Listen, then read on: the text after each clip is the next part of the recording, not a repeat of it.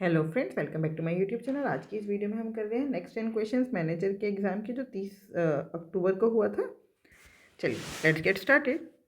आपको इसकी वैल्यू निकालनी है। The value of 0.8 into 0.8 into 0.8 minus 0.08 into, मतलब ये आपको दिख रहा है, ये 0.8 का क्यूब है, माइनस 0.08 का क्यूब है, डिवाइडेड बाय 8 का क्यूब है। तो आप ब्रैकेट मतलब एलसीएम ओपन कर दो, ये हो जाएगा 0.8 बाई 8 का क्यूब माइनस 0.08 बाई 8 का क्यूब। तो ये क्या हो गया, 0.1 का क्यूब माइनस 0.01 का cube.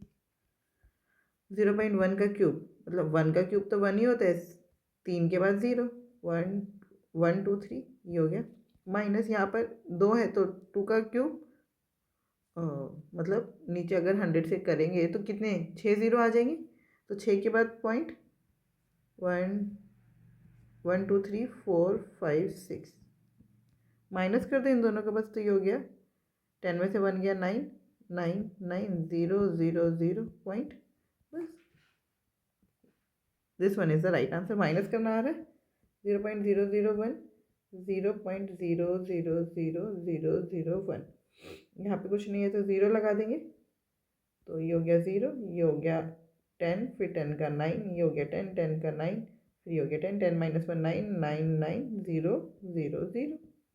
Clear. Question number 12. A certain sum amounts to rupees 94,468.57% per annum in 2 years. Interest compounded 8 monthly. इस चीज़ को ध्यान से देखिएगा। What will be the amount payable at the same rate at the same time if the interest is compounded yearly? Interest अगर आपका yearly compound हो जाए तो आपके पास रेट भी है, टाइम भी है, लेकिन आपके पास प्रिंसिपल नहीं है, तो आपको प्रिंसिपल अमाउंट निकाल। अब आप एक बात बहुत ध्यान से समझिए, 8 महीने हैं और 2 साल में कितने महीने होते हैं, 24। 24 को 8 से डिवाइड करेंगे तो 8 3 24। 24 महीनों में आपको कितनी बारी इंटरेस्ट मिलेगा, 3 टाइम्स। ठीक है, तो टाइम हो गया 8 मंथली के हिसाब से 3 टाइम्स। रेट पूरे 12 मंथ्स के लिए रेट है 57%। तो 8 मंथ्स के लिए कितना रेट हो जाएगा, 57/12 इंटू में 8, 4 2 8, 4 3 12, 3 1 3, 3 9 27, तो ये हो गया 19 2 38%। समझ आ गई बात। उसके लिए उसके बाद अब आपको क्या निकालना है, अमाउंट क्या होता है, amount is equals to P into में 1 प्लस आर बाय 100 की पावर टी।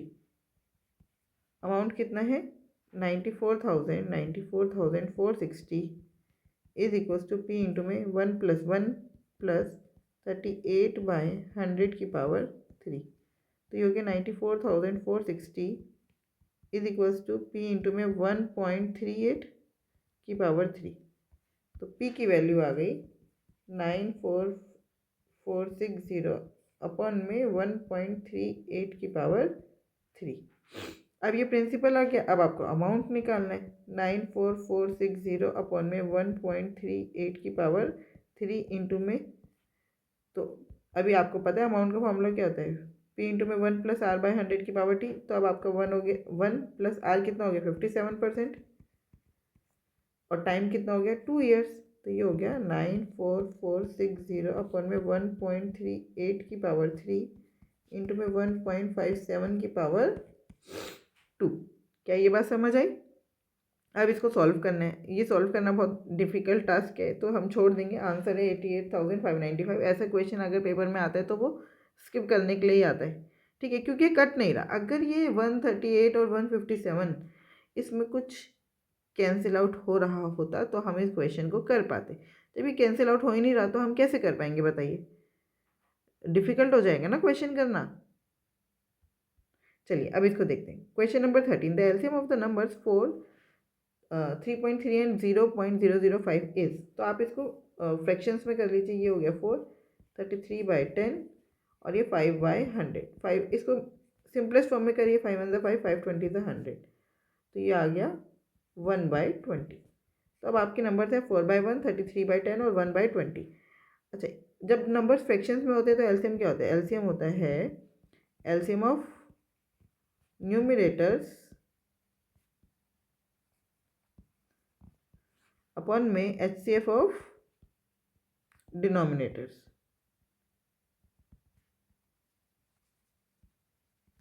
न्यूमिनेटर का एलसीएम कितना होगा 4 और 33 और 1 में कुछ भी कॉमन नहीं है तो 4 इंटू 33 इंटू में 1 और 1 10 और 20 का एचसीएफ क्या होगा 1 1 10 और 20 का एचसीएफ क्या होगा 1 हाईएस्ट कॉमन फैक्टर तो 1 ही हो जाएगा क्योंकि 1 है यहाँ पर तो 4 इंटू 33 कितना हो गया 4 3 द 12 का 1 4 3 द 12 132/1 मतलब 132 is the right answer. Question number 14 the average price of 3 items of a furniture is इतना एवरेज प्राइस इतना है तो टोटल प्राइस कितना हो जाएगा 15,795 इंटू में 3। देखो मैं बहुत बारी जब ये क्वेश्चन करवाया ना मैं खुद इस 3 से मल्टीप्लाई करना भूल जाता था। एवरेज में आपको टोटल वैल्यू निकालने के लिए मल्टीप्लाई करना पड़ेगा, ये बात आप ध्यान रखिएगा, नहीं तो आप पूरा करके आएंगे और फिर भी गलत आ जाएगा answer. If their prices are in the ratio इतना 3:5:7 द प्राइस ऑफ कॉस्टलेस मतलब 7 5 3 8 8 7 15 बस 3 5 द 15 5 से काट दो 5 3 द 15 5 1 द 5 बचा 2 5 5 द 25 बचा 4 5 9 द 45 आंसर आ गया 7 9 द 63। जिसके भी यूनिट डिजिट में 3 दिख रहा है वही आंसर है, तो second is the right answer. Question number 15 the LCM of two number is 2835 and HCF is 27। If the one number is 189 find the other number. हमें पता है एलसीएम इंटू में एचसीएफ बराबर है product of two numbers, product of two numbers. तो LCM कितना है 2835, HCF कितना है 27, वन नंबर है 189, दूसरा हमें निकालना है, बस सॉल्व कर दो। 9 3 the 27, 9 2 the 18, 9 1 the 9, 3 7 the 21, 7 1 the 7, 7 4 the 28, ना जाने की 0, 7 5 the 35, 405 is the right answer. Question number 16. The simplest interest on a certain sum for 1/3 years at 2.7% per annum is इतना।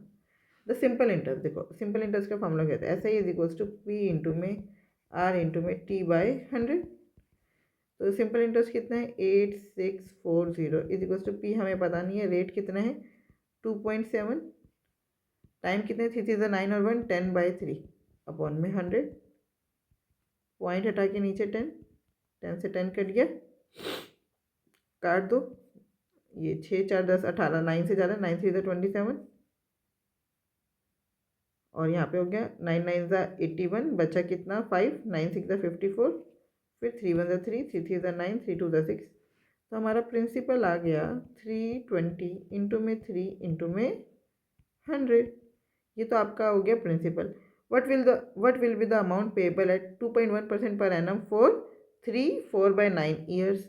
ठीक है, पहले आप इसको मल्टीप्लाई कर दो, 3 2 द 6 3 3 द 9, अच्छा वो 6 से काटा था, ठीक है, ये 3 से 3 यहीं काट देना चाहिए था, उधर काटा मैंने, साथ में 3 0 96,000 आपका प्रिंसिपल आ गया। अब आपको अमाउंट निकालना है, अमाउंट निकालने के लिए पहले आपके पास सिंपल इंटरेस्ट होना चाहिए, सिंपल इंटरेस्ट निकाल दो।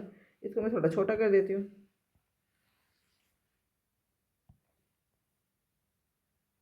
इसको यहाँ रख दो,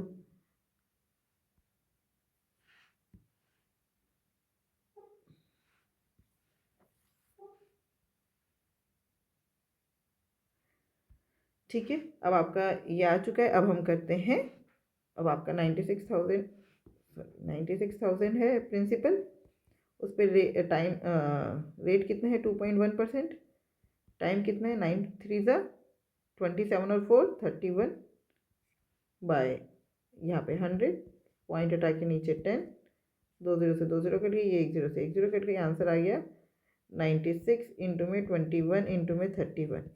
अच्छा अब आप ये देखिए, ये क्या है आपका, ये आपका आ रहा है इंटरेस्ट और आपसे अमाउंट पूछा है, तो आप इसका यूनिट डिजिट देखिए 6 1 6 6 1 6, यहाँ पे आ रहा है 6 और यहाँ पे है 96,000। अमाउंट तो प्रिंसिपल प्लस सिंपल इंटरेस्ट होता है ना, तो आपकी यूनिट डिजिट क्या आएगा 6। अरे 6 तो किसी में है ही नहीं, कुछ तो गड़बड़ हो गई रे बाबा,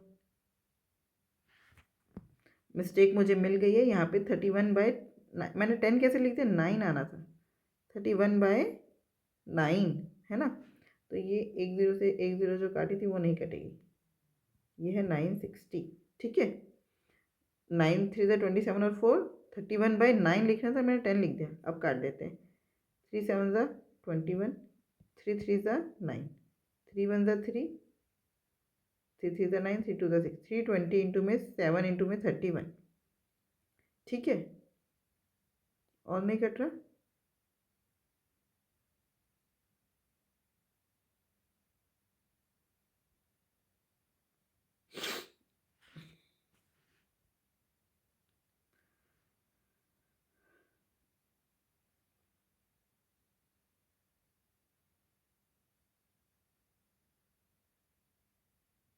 इसको एक बार और देखते हैं, पता नहीं कहाँ मिस्टेक आ रही है,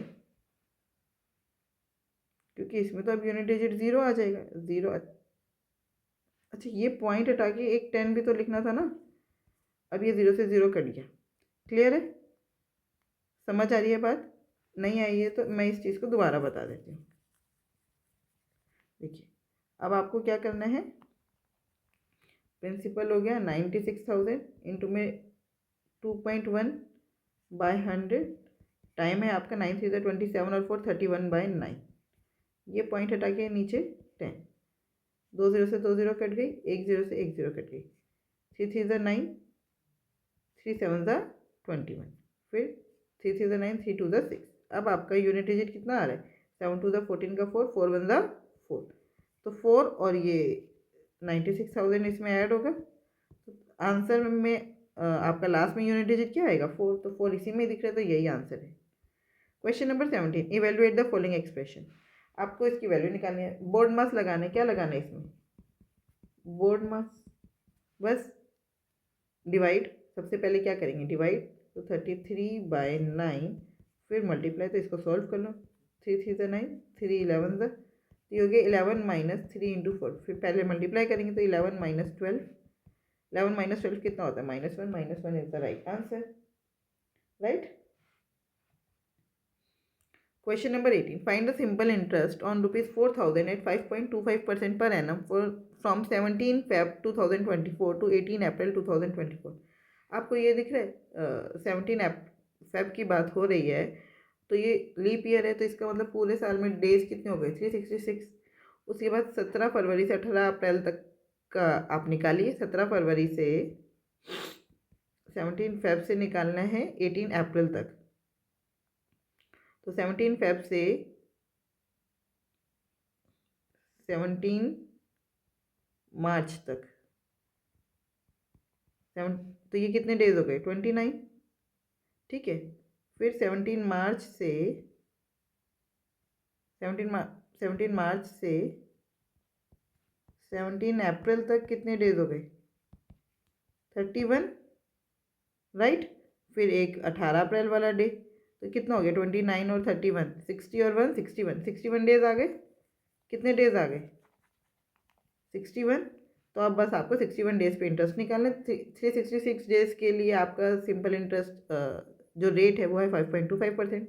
तो बस सिंपल इंटरेस्ट का फॉर्मूला क्या होता है? P इंटू में R इंटू में T/100। प्रिंसिपल कितना है? 4,000, रेट कितना है? 5.25/100, पॉइंट हटा के फिर से 100, और टाइम कितना है आपका? 61 डेज, और ये तो डेज में है लेकिन ये ईयर में था, तो 366 से डिवाइड करेंगे।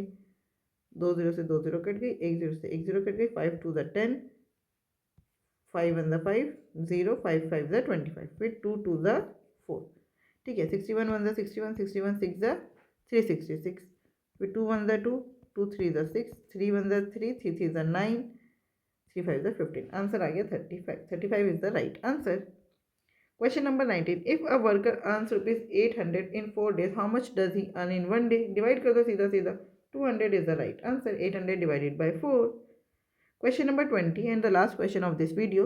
In what ratio should sugar consisting rupees 34 per kg be mixed with sugar costing rupees 86 per kg, so that the selling the mixture at 88.5 kg there is a profit of 50%? मतलब इसके अंदर 50% का profit included है। आपको question solve करने के लिए क्या पता होना चाहिए? Cost price. तो आपको पता है 50% का मतलब है 150%। अगर आपको प्रॉफिट 50% मिल रहा है, इसका मतलब आपको टोटल कितनी वैल्यू मिल रही है? सीपी आपका 100% है, उस पर प्रॉफिट 50%, तो आपका एसपी कितना हो गया? 150%। तो 150% है 88.5 का, तो 100% कितने का होगा? बस 88.5 अपॉन में 150 इंटू में 100, तो 53 ज़ा 150, 52 ज़ा 100, पॉइंट हटा के नीचे 10, 2 5 ज़ा 10, 5 1 ज़ा 5, बचा 3, 5 7 ज़ा 35, बचा 3, 5 7 ज़ा 35,